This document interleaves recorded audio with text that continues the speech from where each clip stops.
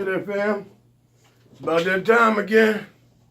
Me to have another talk with you. Told you I have lots of talks to go over, but today we're gonna talk about being mad. And I have to, I'm trying to give out some little tips and things that I go through, and hopefully try to help people out that are angry all the time, whatever else. And I'm coming to you. I'm not a doctor or whatever else. I'm a dad.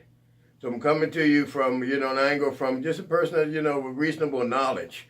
But from us being mad all the time and being angry, whatever else, if you want them type of people, let me hip something to you, Think about anger for a second. Have you ever been angry or mad at a time where where you had total control of everything, where you knew what was going on, when everything was going right? Probably not. Most of us get mad when we're confused. Anger to me is a state of confusion. So you ask me, hey, you get angry? Do you get confused? I try not to let myself get confused that much. So when I say, hey, I'm angry, I'm confused. And, who wants to be thought of as being a confused person? You know what I'm saying? So if you're at work, wherever you at, you with your kids, whatever else, and you upset, you angry, think about it. We might be in a matter. We don't know how to control the situation. We don't know what to do. We don't know who to turn to. We don't know how to fix what's going on. Because if we knew all these things and we knew solutions, why'd you do this? Why'd you do that? What's going on? Why? Blah, blah, blah. I can't believe this.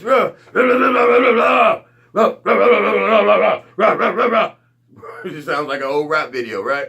All right, cool. No, just you got to be able to recognize when you're in a state of mind. I kind of know. I've been on this earth for a little bit longer, but I know when I'm not feeling so. When I'm mad in a bad mood, and I tell people, hey, I'm not in a good mood, and I recognize it's me. So we got to internalize and understand when we recognize that we're mad and not be mad at other people. I have lots of friends when they get, I have not lots, but I have a few friends when they get mad, they're mad at the whole world. So all I ask you to do is recognize if you're one of those people that when you get mad, that you're mad at the whole world, then recognize first of all, you can't do this.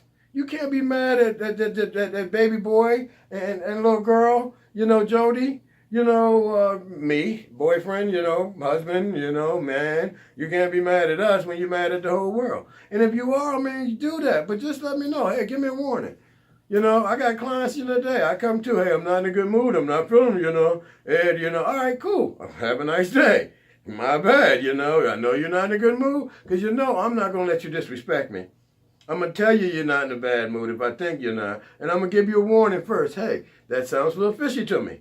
Seems like you're a little upset at me. I don't deserve it. So if you spit it back at me again, then I know, and if somebody come at me disrespectful, I'm going to tell you you're disrespectful to me. Before I get, any kind of way and get into my own little tiff, and I don't get a tip, I shoot. I used to tell people, I want to know when you're mad, because when I want to punch you out, you know what I'm saying? When you disrespected me, I want to make sure you disrespected me. You know what I'm saying? But I can punch you out and not be mad. You know what I'm saying? You just deserved it. You won it. You called me the wrong name. There's certain names you call people, just to get them mad. And then it goes back to earlier video. If you want people to rent space in your head, you let people get you mad. You let people call you out on that. That makes no sense. It's just an understanding, really and truly. Why let people control you? Why let people control you? Why would you let someone else get you mad? Why would you let someone else talk about you and get you mad when they are okay, they're happy, they're gone about their day, and you're all pissed off and mad? So when you're mad, first of all, understand, it may be just a state of confusion that you don't even want to be considered that yourself as being confused. So understand, first of all, that state of confusion that you're in. So you got to recognize it. Then once you recognize that you're mad, that you're in a mad mood, whatever else, leave me alone. I need to be by myself. I got to work some things out in me, inside of me. Then you can think your way through it. Then you can think, why am I confused? What's going on? Then you can think your way through it. I just had a friend of mine call me up. She said she has bad dreams. She has nightmares. I don't even understand nightmares. I don't have nightmares. I don't have bad dreams. Because if I have a nightmare or something or a bad dream, it's in my head. So if I have a bad dream, the first thing I do is I recognize that, that I'm having this sort of certain thing going on, even in my head. I sleep pretty light, so I'm a lucky one in that. I really don't have a lot of dreams anyway. But if I'm having a bad dream and I'm sleeping light, and I know when and I've done it so long that it comes natural to me now. But before, when I first started, if I had a nightmare and I know, say, Freddy Krueger's chasing me around, and I wake up, oh no. The first thing I do is I realized what it was a nightmare, whatever else, and I close my eyes. I lay back down, I chill back out. Guess what? It's in my head. So guess what? I go back and I kick Freddy Krueger's butt. So I'm going to rethink that whole situation in my head, and while I just sit back like this, and I'm going to rethink it all in my head to the point where I become the dominant one in my head. In my own dreams. If you can't control what goes on in your head, I can understand if you're sleeping, you're in your subconscious. But if you can wake up enough to be conscious and then take control of what's going on in your head, you can become any kind of superhero you want at that point. And just to sit down. And even when it goes to say, and when you are conscious and you are in a bad situation and you are mad, it's okay. We all get mad. We all go over. If we can't have other people help us reset ourselves, and we can't, and we go through that whole situation, after we realize that we're mad and we've gone through that situation, at that point it's time for you to reset it. We go sit back down and have that whole same thought process. What could I have done better? Rethink that mad situation. You got to do it. Rethink that confused situation. If you're a student in school, anything else, you practice. So if you're in a mad situation, you're upset or whatever else, you got to rethink your way through it. So the next time it happens, you've thought about the process. What do I do? What are my outcomes? How do I control this situation? You got to get that out of control. You got to be able to know that you can just reset yourself. We're not even taught that, America. We're not even taught that we can reset ourselves like it just never happened. Like I'm in a bad situation and I'm just, whatever, arguing, whatever, and I just need to go over here and reset. Boom, reset myself. 1, 2, 3, count to 10.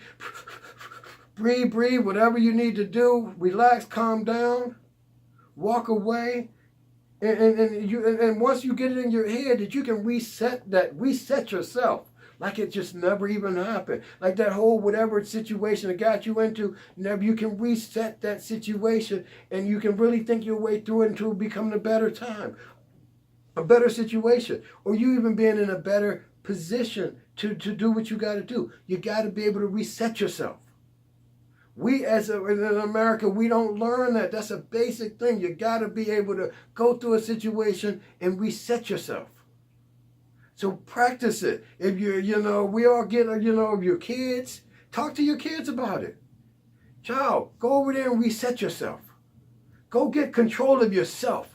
Teach your kids that so when your kids are growing up, they can understand these things. We got to be able to get control of ourselves. And we all, your kid come in, he's yelling, you got to yell back at him and you got to control him. Rather than telling your kid, go over there, reset.